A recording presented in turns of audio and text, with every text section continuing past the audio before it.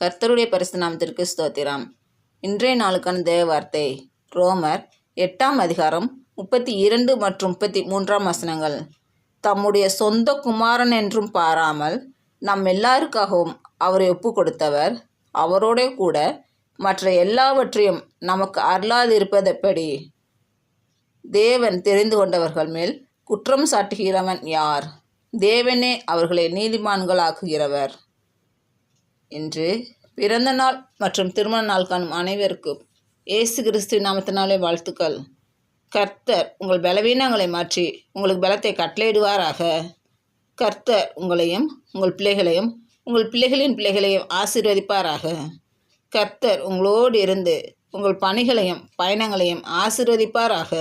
ஆமேன்.